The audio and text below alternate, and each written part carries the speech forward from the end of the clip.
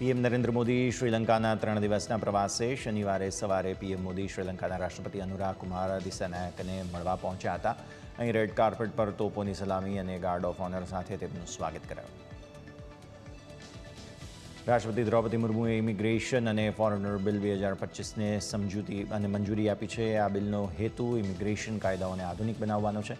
આ બિલમાં પાસપોર્ટ, મુસાફરી દસ્તાવેજો, વિઝા અને નોંધણીના સંદર્ભમાં કેન્દ્ર સરકારને ચોક્કસ સત્તાઓ આપવાની જોગવાઈ છે. ઇમિગ્રેશન અને ફોરેનર બિલ 2025 રજૂ કરતા સમયે ગૃહમંત્રી અમિત શાહે આપ્યું નિવેદન. કહ્યું કે જે લોકો રાષ્ટ્રની સુરક્ષા માટે ખતરારૂપ હશે તેમને પ્રવેશ પર નહીં મળે અનુમતિ. આ દેશ ધર્મશાળા નથી કે જે ઈચ્છે તે ગમે તેવા ઉદ્દેશ્ય સાથે અહીં આવીને રહી જાય છે. દિલ્હીમાં આજથી આયુષ્યમાન યોજના લાગુ થશે. ગરીબ પરિવારો અને વૃદ્ધોને 5 લાખ રૂપિયાની મફત સારવાર અપાશે. 10 લાખ રૂપિયા સુધીના વીમાનું કવર મળશે. અંત્યોદય અન્ન યોજના ધરાવતા પરિવારોને પ્રાથમિકતા આપવામાં આવશે. લોકસભાના અધ્યક્ષ ઓમ બિરલા ઉઝબેકિસ્તાનની મુલાકાતે. આજથી તાશ્કંદમાં શરૂ થઈ રહેલ 150મી આંતર સંસદીય સંઘની બેઠકમાં ભારતીય સંસદીય પ્રતિનિધિમંડળનું કરશે નેતૃત્વ.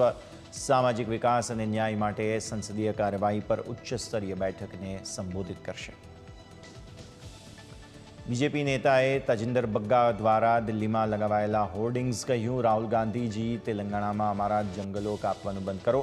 નોંધનીય છે કે 3 એપ્રિલે સુપ્રીમ કોર્ટે તેલંગાણાના કાંચા ગચીબૌલીમાં 400 એકર જંગલની જમીનમાં વૃક્ષો ન કાપવાનો આદેશ આપ્યો છે. કેન્દ્ર સરકારે પૂર્વ વડાપ્રધાન મનમોહન સિંહના પત્નીની સુરક્ષા ઘટાડી. હવે ઝેડ કેટેગરીની મળશે સુરક્ષા. રાહુલ ગાંધીને મોટો ઝટકો. સાવરકર અંગે ટિપ્પણી મુદ્દે અલ્હાબાદ હાઈકોર્ટે અરજી ફગાવી. કોર્ટે અરજી ફગાવી અને કહ્યું કે રાહુલ ગાંધી પાસે તેમના સમન્સ સામે સેશન્સ કોર્ટ સમક્ષ સમીક્ષા અરજી દાખલ કરવાનો વિકલ્પ છે. તેથી હાલમાં કોર્ટને હસ્તક્ષેપની કોઈ જરૂર નથી.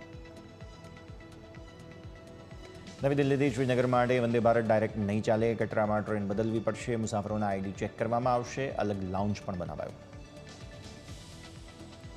હાલના દિવસોમાં અમેરિકા હુથી બળવાખોરોને નિશાન બનાવી વિનાશ વેરી રહ્યું છે. ત્યારે અમેરિકાના પ્રમુખ ડોનાલ્ડ ટ્રમ્પે ફરી એકવાર વિડીયો શેર કરી અને હુથીઓને ચેતવણી આપી. કહ્યું, આ હુથીઓ હુમલા ઘડવાનું કાવતરું ઘડવા માટે ભેગા થયા હતા. હવે હુથીઓ કોઈ હુમલો નહીં કરી